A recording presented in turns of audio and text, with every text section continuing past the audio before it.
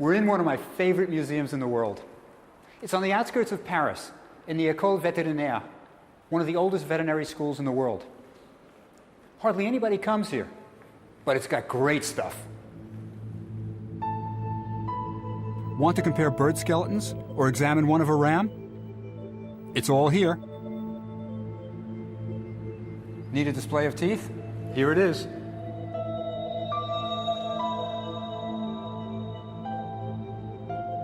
Now I want to show you the reason I brought you here, but I have to warn you.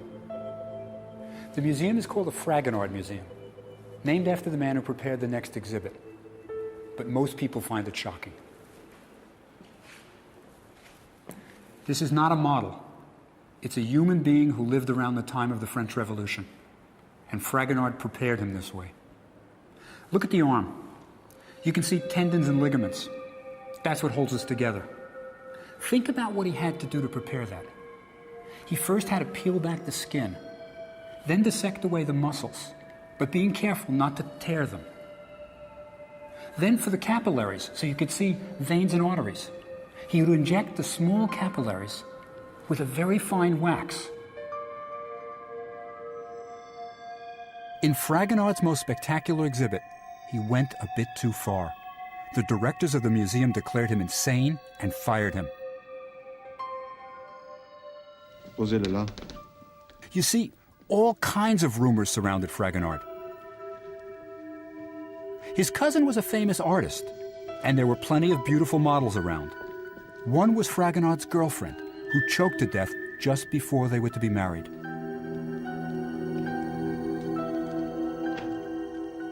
It was said that Fragonard preserved her as one of his displays, so he would have her forever. They said she was the rider on the horse. It's not true. Anyone with a little knowledge of anatomy can tell that the rider is a young boy, about 10 years old. But still, Fragonard was viewed with suspicion for what he was doing to human bodies and was fired. Fragonard inserted glass eyes in his anatomical preparations and posed them in action. He's blurring the line between the living and the dead. And most people are uncomfortable with that.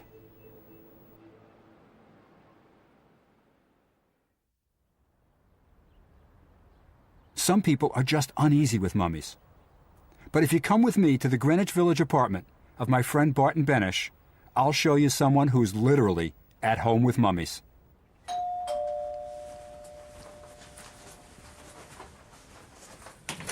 Hey, Bob. Hey, Barton. How you doing? Barton's studio is like a 19th century natural history museum. But I want to show you the art that Barton makes out of cremated remains. James and Noel, right? Yes. Can we turn them? Sure. Good. Sure. Okay, do it. For two lovers, James and Noel, Barton created Hourglass, in which their ashes are constantly mixed. The two love to travel, and now they continue their journeys to be exhibited in art museums around the world, together for eternity. Together again. His art takes the form of mini-museums, each with its own theme. Barton, that's new. Yeah, this is Death Museum. The roaches? You know, they're really little mummies. Yeah. I mean, they are. They are. You found them in the kitchen drawer? I hate to admit it, but I did. What other mummies does he have? Joe Lovett's dog. I'm making into a dog biscuit. Well, let's see. Let's see. That's the little coffin? That's the coffin, and there's a finished biscuit. And this is what I do. How do you do it? Oh, it's out of the ashes of the... These are the ashes of Heidi. Let me see what ashes of a dog looks like. Oh, they're really fine. Real fine. So what do? You glue the ashes of Heidi on? I'll show you. Go ahead. And these ashes were pulverized. You can get them in all different textures. Right.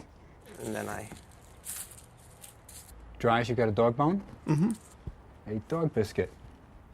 Made out of a dog. It's really sort of Egyptian. It's like resurrecting the dead by saying the name again and making something of it. Neat. Barton's art shows just how at ease he is with mummies.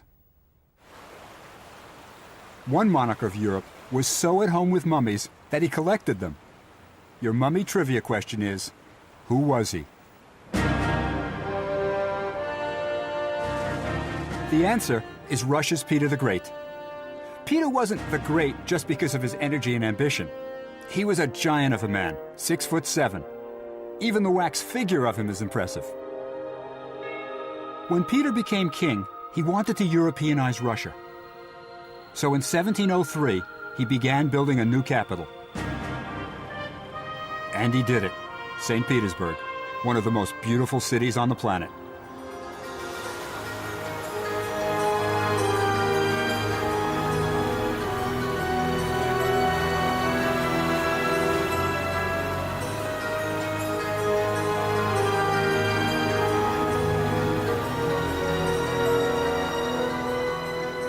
Elegant palaces and impressive official buildings began to appear.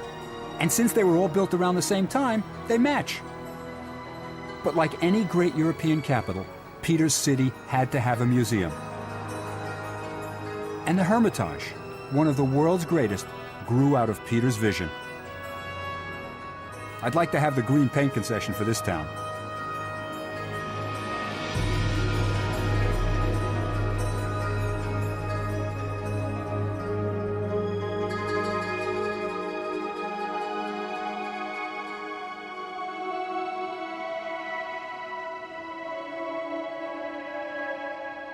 Peter's museum was based on the idea of a cabinet of curiosities. But since he was a king, his curiosities were better than most.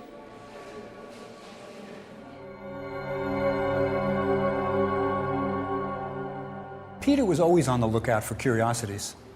He sent a proclamation throughout Russia, asking his loyal subjects to send him any kind of natural curiosity they found. And it worked.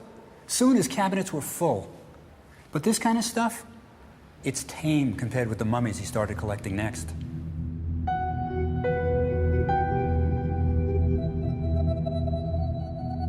The same year Peter sent out his proclamation, he met the Dutch physician, Frederick Rush, who had invented a new technique for preserving his specimens in a fluid he called balsamic liquor, basically brandy.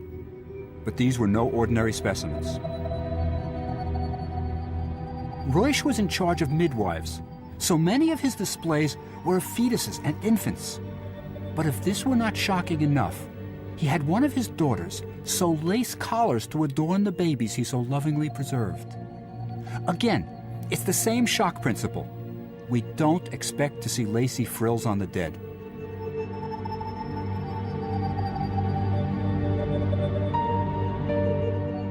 Rush displayed his collection in 5 rooms of his house. And when Peter the Great saw them on a visit to Holland, he bought the entire collection, lock, stock, and barrel. In Peter's day, the little mummies were the museum's featured attraction, and they're still the biggest draw today.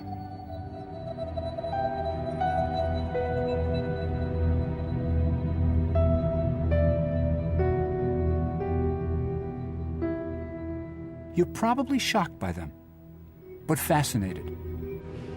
Perhaps you're wondering, how could this happen? Perhaps there's an element of, thank God it's not me. I'm not sure exactly what it is, but they're compelling. But you ain't seen nothing yet.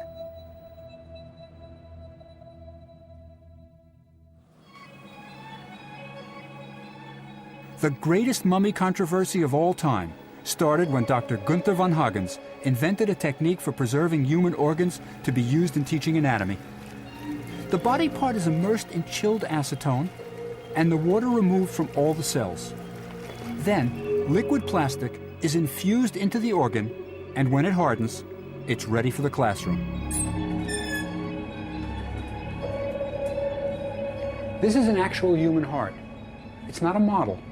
It was once beating in someone's chest. You see the white area over here? That's fat. Too many burgers and French fries. That's why he had to have a bypass. The heart has been preserved by an amazing process called plastination. Now, every medical student doesn't have to work with a plastic model. he can hold a real heart in his hands.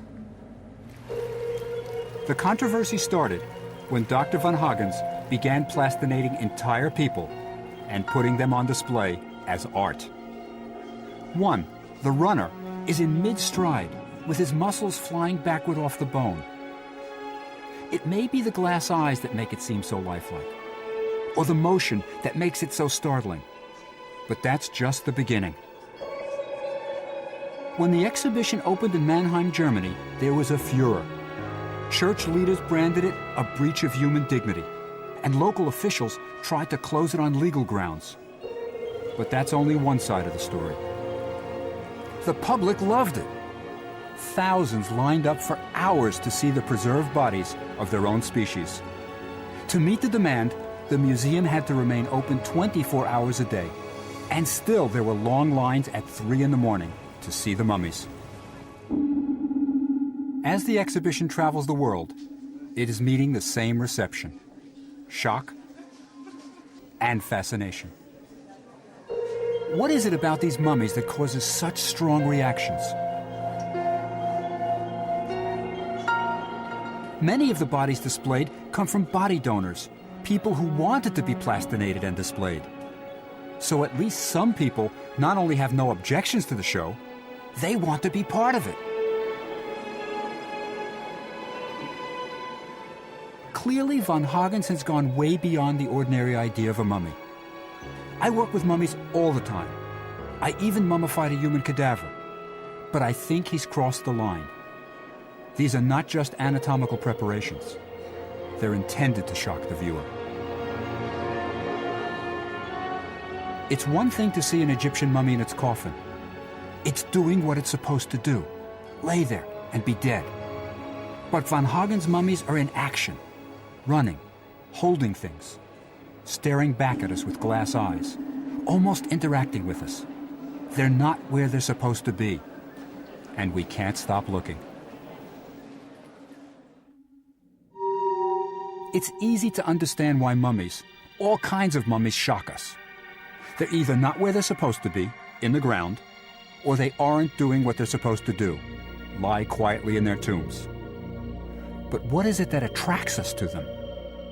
Why do we stare at them with such fascination? I think we're in awe of them. In some way, a mummy has cheated death, achieved at least a kind of immortality.